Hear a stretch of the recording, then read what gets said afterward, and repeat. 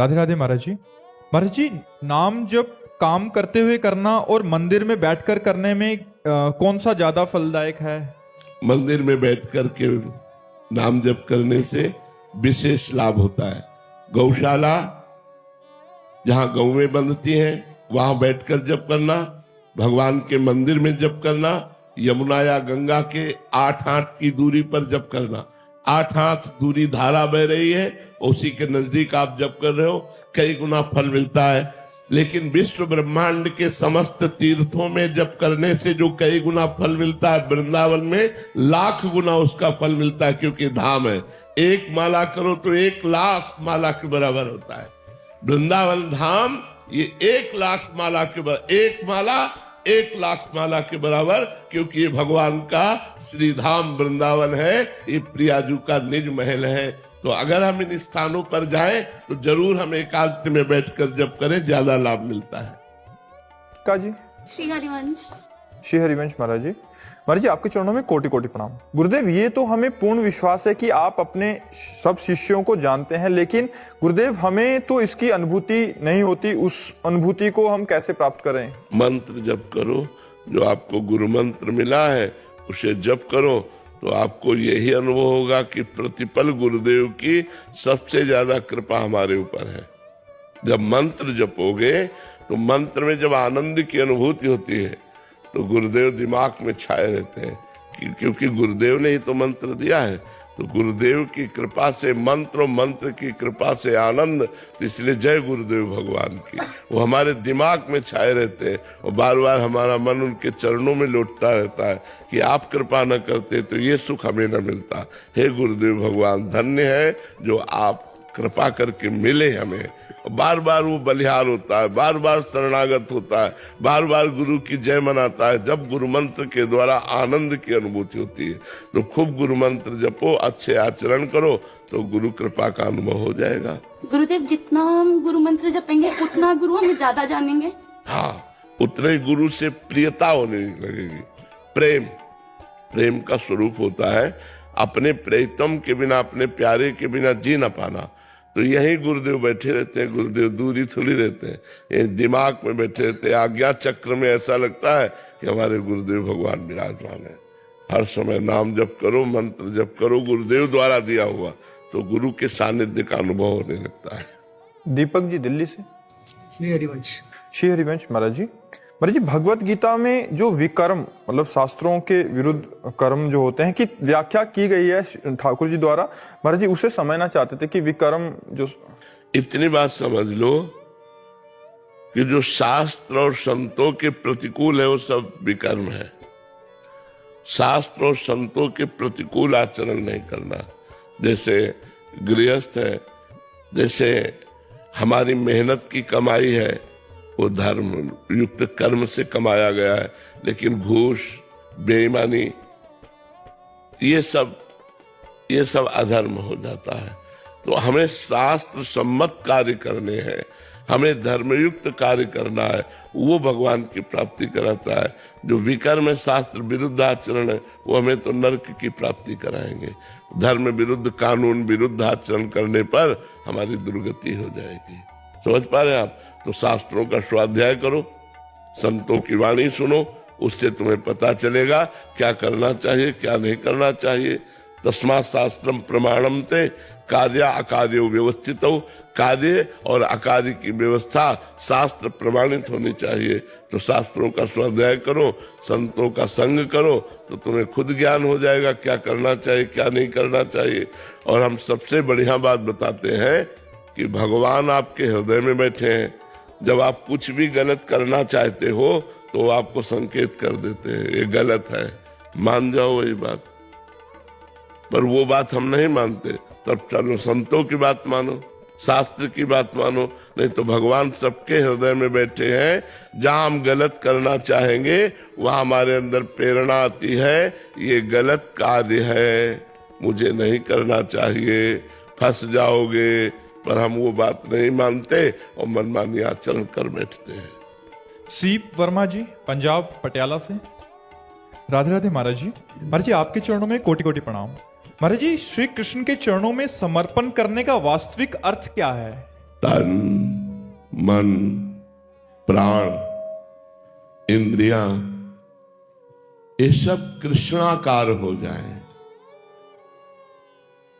हमारे जो अहंकार वृत्ति शरीर पर है, संपत्ति पर है, नाना प्रकार की भोग विलासिता पर है, वो वृत्ति भगवान के चरणों में समर्पित हो जाए और ऐसी गाढ़ वृत्ति कृष्णाकार हो कि कृष्ण के सिवा और कुछ स्मृति न रहे।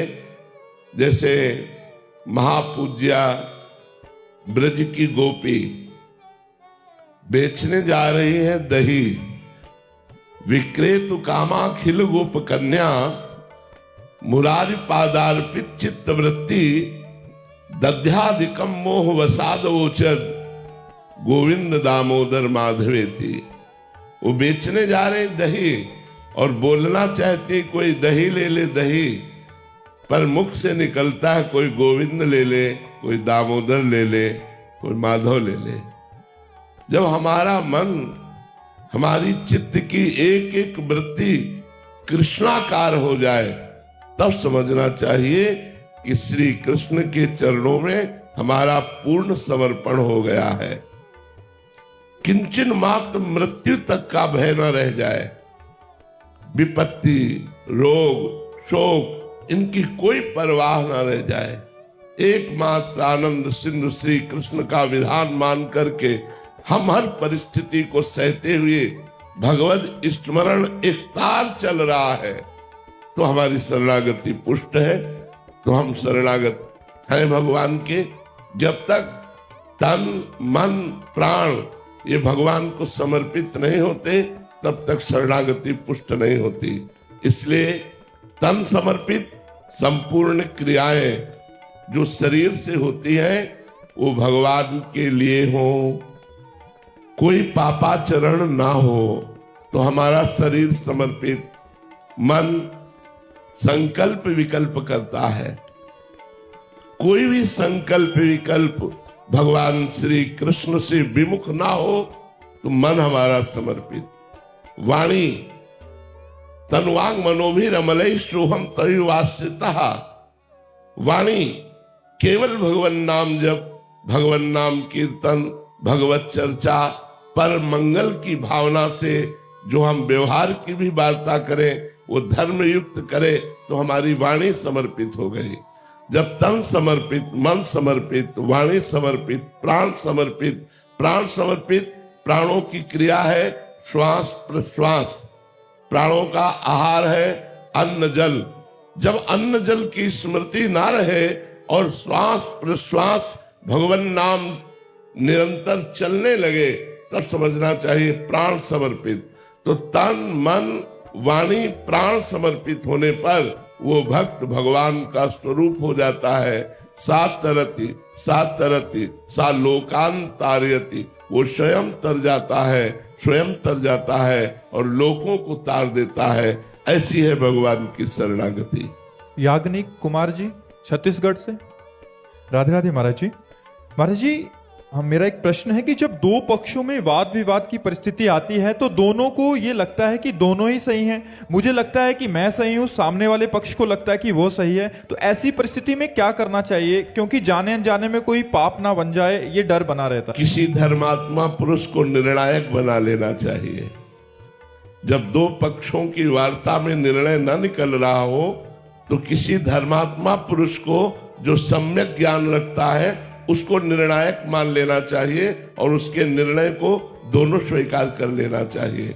अगर स्वयं के निर्णय से विवाद शांत ना हो तो अपने से श्रेष्ठ जो धर्म को जानने वाला है, जो हमारे झगड़े के विषय को जानने वाला है, विवाद के विषय को जानने वाला है, उसको निर्णायक बना लेना चाहिए और उसकी बात मान लेनी चाहिए, तो हमारा झगड़ा खत्म हो जाएगा।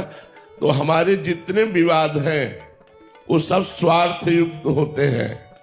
यदि हम शास्त्राज्ञा संत वाणी का अनुसरण करें तो विवाद की कोई गुंजाइश ही नहीं रहती। जमीन का विवाद, धन का विवाद, स्त्री का विवाद, जितने भी है सब स्वार्थ परक है। अगर हम परमार्थ को अपना निर्णायक मान ले तो झगड़ा तुरंत शांत हो जाएगा। मायाकृत आकर्षण का नाश करके परमात्मा के चिंतन में तन्मय कराना, ये परमार्थ का स्वरूप है। तो हम किसी परमार्थी को अपना निर्णायक मान ले तो हमारा सही निर्णय निकल आएगा। मनोज कुमार जी मेरठ से। राधा वल्लभ श्री हरिवंश महाराज जी। महाराज जी, प्रभु ने सृष्टि रचना की और इस सृष्टि में श्रेष्ठतम मनुष्य को बनाया और मनुष्य को ही विवेकमान बनाया। सद्गुरुदेव भगवान, मेरा प्रश्न है कि मन के द्वारा किए गए कर्मों का दंड उस जीवात्मा को क्यों भोगना पड़ता है जो उस जीवात्मा ने किया ही नहीं? ये कृत्य तो मन के द्वारा किया गया है, ये तो सारा दोष मन का है और मन के द्वारा किया गया कर्म का भोग उस जीवात्मा को क्यों भोगना पड़ता है? युद्ध सेना करती है और विजय किसकी होती है? राजा की होती है ना। सेना को मुकुट नहीं पहनाया जाता, राजा की जय बोली जाती है। अच्छा, हार सेना की हुई तो बंदी कौन बनाया जाता है? राजा। तो आत्मा राजा है और उसकी सेना है मन और इंद्रियां। ये अगर माया से हार जाती है तो बंदी बना लिया जाएगा। और पुनरपि जननम पुनरपि मरणम पुनरपि जननी जठरे शयनम, इस अजन्मा आत्मा को बार बार जन्म लेना पड़ेगा और मरना पड़ेगा। तो अगर इसने अपनी सेना को अधीन कर लिया और सेना ने माया पर विजय प्राप्त कर ली, बात सेना की है। इंद्रियां और मन यदि परमात्माकार हो गए तो आत्मा मुक्त हो गई। इंद्रियां और मन विषयाकार हो गए तो आत्मा बंधन को प्राप्त हो गई। समझ रहे हो ना? अक्रिय होने पर भी, अर्थात आत्मा में कोई क्रिया ना होने पर भी, अजन्मा होने पर भी, निर्विकार होने पर भी, वो तदात्म भाव इंद्रिय और मन में होने के कारण उस आत्मा को इंद्रिय और मन के किए हुए शुभ अशुभ कर्मों को भोगना होता है।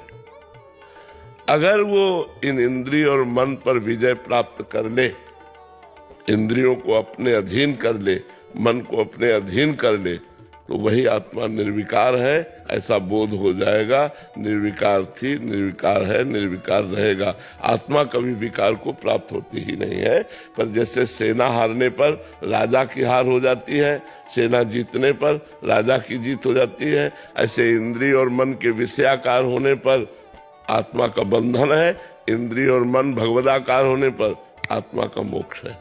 माया पर विजय प्राप्त कर ले इंद्रिय और मन तो आत्मबोध प्राप्त हो गया। वो जीवन मुक्त मोक्ष कहा जाता है। जीवन मुक्त, बंधन और मोक्ष दोनों कहा जाता है ना।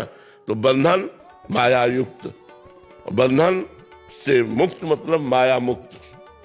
समझ पा रहे आप? हाँ, इसलिए आत्मा को बंधन ना होने पर भी बंधन प्राप्त होता है। जड़ चेतन ग्रंथि पड़ गई यद्यपि मृषा, मतलब झूठी बात है, पर छूटत कठिनाई, छूटत कठिनाई। यही छूटत कठिनाई, ये भ्रम नष्ट हो जाए, काम खत्म होगा। भ्रम है हमें कि खाने में सुख है, देखने में सुख है, सूंघने में सुख है, और मैं सूंघ रहा हूं, मैं देख रहा हूं, मैं भोग रहा हूं। तो अहंकार विमूढ़ आत्मा करता हम इति मन्यते, बार बार जन्म मरण को प्राप्त होता है। यद्यपि निर्विकार है, अजन्मा है, फिर भी अजन्मा होते हुए अज्ञान के कारण, इंद्रिय मन विषयाकार होने के कारण उसको बंधन प्राप्त होता है। निर्विषय होने पर नहीं स्वात्मारामम विषय मृग कृष्णाम भ्रमयति, वो आत्माराम पुरुष जीवन मुक्त हो जाता है।